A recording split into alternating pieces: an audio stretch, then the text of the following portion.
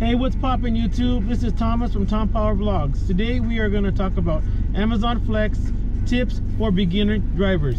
So stay tuned.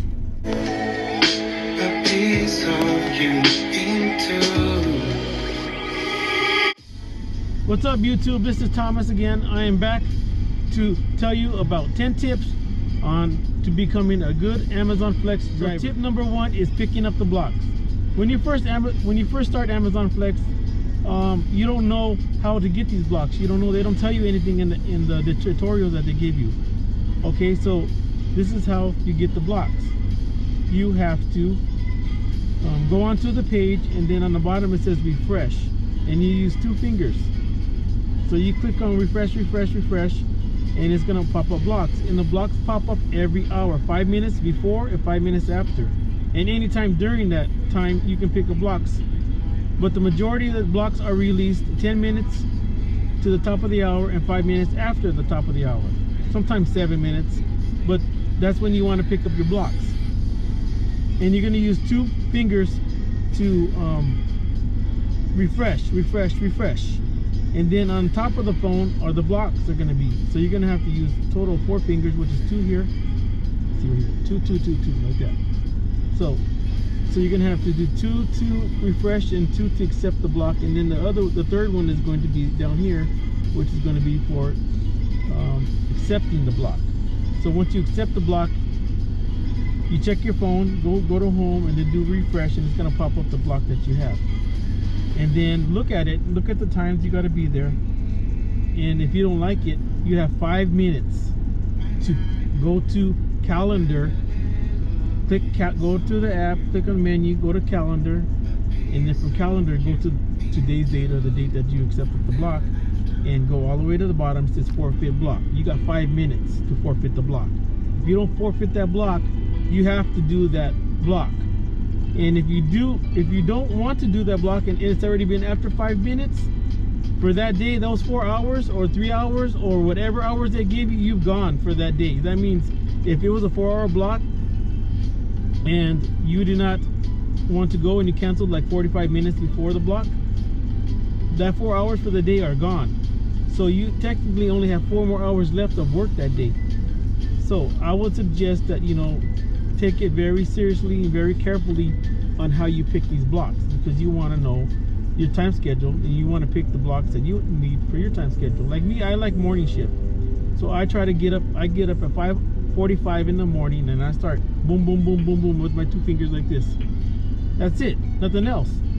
I don't use no cheats, no nothing. I just use my fingers, and 9 times out of 10 I get the blocks that I want, and the blocks that I don't want, I go boom to calendar, click, swipe to forfeit, and boom, it's gone. Okay, then another thing about early morning blocks is, like, say if you get an 11 o'clock block and you want a 9 o'clock block, they're not going to give you a 9, because you got to remember it's 4 hours. So if they're going to release a 9 to 1, it's a 4-hour block. And you pick up an 11 block, you're not going to get an earlier block. So that's it. That's the block you have for the day. So I suggest make sure that it fits your schedule, you know, the block. Because if it's not going to fit your block, because you got to remember, you got to put into account drive time. Drive time is going to take you anywhere from an hour to wherever you live, to go to that facility where they have the packages at. So you want to take that into account too. So that's the tip number 1, is catching blocks. So I hope you guys enjoy this video. Don't forget to like, comment, and subscribe at the end of the video. I really appreciate it if you guys subscribe to my channel. Thank you. Okay, Amazon Flex drivers, tip number 2 is to plan your arrival to the depot. So if you live 45 minutes away from the depot and you've driven over there before, never driven over there before, you always want to plan an extra 30 minutes on top of the 45 minutes. So just in case of traffic. So you're looking at about an hour and 15 minutes to plan ahead before you head out. Unless you live right close to the depot, like maybe within a mile, then you know pretty much you can be there within 5 minutes. But if you live across town like I do, I live all the way on the West Valley of Phoenix, and there's 3 depots, but the majority of my routes that I pick up are from the Phoenix Sky Harbor Airport Depot. Those are the ones I want, but I mean, sometimes they don't have blocks, so I have to go to Chandler, and it takes me 45 minutes to drive over there on regular traffic. But during rush hour, you're looking at an hour 15 minutes from my house. So plan out your drive before once you've set the block. So that's tip number 2. What I'll do is I download the Waze app, W-A-Z-E, and put in the addresses to the depots. So what you're gonna do, the reason why I do that for is, so say I pick up a block at 9 o'clock in the morning. I'm gonna go to the Waze app immediately after I picked up the block and I'm gonna go say, boom, put it in there. It tells me how much time it takes me to get to the depot. It takes me an hour, or it takes whatever time it says. So that's how I plan out, okay, well, this is the time I gotta leave. So that's what I do. That's very important that you do that, because that way you know it's gonna tell you the traffic conditions and all that.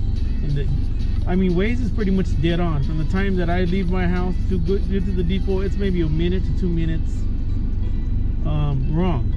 I mean, you could always be earlier, you know, but it's best safe to be there early. You want to be 15 minutes early all the time, because Amazon is keeping track of it too.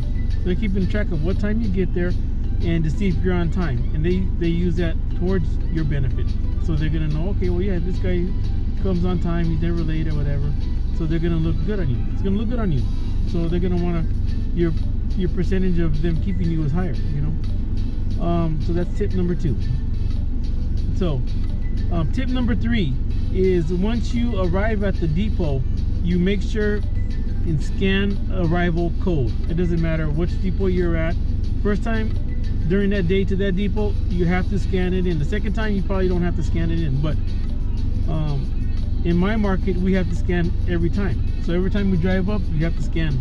And when you scan the arrival code, it's gonna say, okay, this is that you arrived at this time, and it's gonna mark it down. So Amazon knows that you went there, and they'll pay you. If you don't scan the arrival code, the chance of you getting paid are very slim. You're not gonna get paid for that. They're gonna say, oh, well, you didn't scan in, you don't got proof of it, you know. And if you could save like the receipts they give you, like the routes, it'll have a forward number. They give you the routes. I would keep those, you know. I don't keep mines, but I make sure that if I think that, you know, I know a lot of people that do keep them. They'll just store them. So if Amazon doesn't pay them, they got proof. They take a picture of it and send it to Amazon. But arrival code, that's tip number 3. Make sure you scan the arrival code every time you go to the depot. Every time you go to go pick up packages. Tip number 4. Once you're inside there, you tell them the hours that you're going to work. So they're going to park you. So you're going to go 4 hours, 3 hours, or whatever hours that you have to the instructor who's going to park you. So he knows how many hours that you are. Because I went in one time and they gave me a 3.5 on a 4-hour block. And I'm like, I told the guy, I'm like, that's a 3.5. And he said, well, that's all we have. And I'm like, okay, well, I'll do it, you know. So I mean, if they say it's okay, you can do it, then do it. Sometimes I went to the depot and I did a 3-hour block because that's all there was, but it was an actual 4-hour block. So I mean, you talk to the instructor and tell them, the person who's parking you, hey, that, you know, you're here for a 4-hour block. So that's very important too, that you do that. So, and the 5th tip I have for you is organizing the packages. They're going to give you a route, and that route is going to be either A, B, C, or D route, and then commercial packages. So you want to separate each individual route number, because it's going to be one route total, but there are many routes in a route. And I didn't know this, but that's the way it is. And they go by the first number on the route is the first packages that you're going to deliver. So you always separate them and put them in your car so you can know where they are. So when you're going to go drop off, you know exactly where they're at, and it's not going to waste that much time. This is going to help you improve your timing. You know, you can get done in 2 hours, 3 hours. That's how I do. That's why I get done really quick with my blocks. Okay, tip number 6 is once you've organized all the packages and and you head out to go to your destination, you want to follow the Amazon app GPS, because I'm going to tell you, I don't use the other ones. I just use the Amazon because 9 times out of 10 it's going to give you exact location. I mean, even apartments, mobile homes, the GPS is going to tell you the exact place where to go. So I would just follow their app. That's my tip. I mean, you could try other apps, but I mean, I just stick with the Amazon app, and that's what I do. Hey Amazon, I'm back. Amazon Flex drivers. Okay, tip number 7 is scanning packages. Once you arrive at the depot and you park your car and backed it up, and you're in the process of looking at your route, if there's individual boxes, you have to scan them, and they're not in bags or pre-routes. Those are pre-route bags. You want to make sure that the packages that you're putting in your car correspond with your route. There's a little paper that's on the cart that has your route, and all those numbers correspond with the boxes that are on that route. So you want to make sure that they all match when you're putting them in your cart, because if they're not, they probably belong to somebody else, or they don't belong to you. Sometimes it'll beep. You go beep beep beep beep, and it'll say, oh, that doesn't belong to you, so it's not accepting it. So then look at it and, oh, no wonder it doesn't belong to my route. So I mean, it's kind of smart, but I mean, sometimes you run across where you just want to make sure that you scan each package. They give you the option. Option number 1 is to scan packages, all of them, take them out of the bags and scan them. Or option number 2 is scan the bag that has all the packages in it. When I first started, I did both. But now that I've done both before, all I do is scan packages. I will not scan the bags, because there was a time where we were getting California routes, and we're in Arizona. So I mean, they basically they didn't know how to delete it, but I know how to delete all the routes, but they don't know how to delete the routes when you first start. If you put in California route and the bag shows that, your packages and the bag are not going to match. So you're going to have to go back to the supervisor. Supervisors are going to have to take all that route off of your thing, because you already scanned it in to complete it, and they're going to have to restart all over. And they're just going to tell you, scan each package and put it in there corresponding with the route. So all I do now is scan each package. I take them out of the bag, place them all online, and I kind of keep them all together, because that is a mini route. And once I scan them all in, then I'll put them at a certain spot in the car. That way I know where they're at. But my advice to you is scan each package. Scan it and make sure that package that you're scanning matches the corresponding number to your route. So if it's an 89 and there's no 89s on your route, that don't belong to you. So you just don't even scan it. Just put it to the side, and then once you scanned all the packages that correspond to your route, any packages left over, just take inside and give to the manager. Say, this don't belong to my route, and that way they'll give it to the correct person that it has to go to. So that's very important. So obviously once you're done scanning everything, you got to go check out. And you check out with they're ambassadors. Yeah, so they're ambassadors. So you check out with them, and they'll check you out, make sure you got the correct packages. And if you didn't scan a package, it's going to clock on, and they're going to give you, write down the address, and they're going to give it to you, and they're going to have to go back into your car and look for it and scan it. And then you're just going to have to go to pick up again. Pick up, and then scan it again, and swipe to finish. So it's very important. That's another very important thing that you have to do, because I mean, one time I scanned a package and it was like way in North Phoenix, and all my route was in Tolleson. So I had to go to a manager because the guy didn't want to take it off my route, because all belongs to your route. I'm like, wait a minute, this is like 35 minutes out of the way, and then it's rush hour. So I would suggest that ask the manager if it doesn't belong, because it's going to go an itinerary. Your itinerary is going to be here, and then your map is going to be here, and then your summary is going to be here, the third one. In the middle is the map, and the map is going to show you all the packages location around the city. So if it's way up there that don't belong to you, you can obviously have to make aware of to the manager that it don't belong to you. I mean that if the route does belong, it belongs in your route, but it's too far. Sorry about that. Hey Amazon Flex drivers, so tip number 8 is going to be a pocket juice. As you can see, pocket juice. This comes in handy when your phone goes low. If you're doing deliveries, you're taking pictures of the packages at the door, and this comes in handy. They come in different sizes. I just have a small one. This lasts like 20 minutes of juice, and it's 2 times the fast.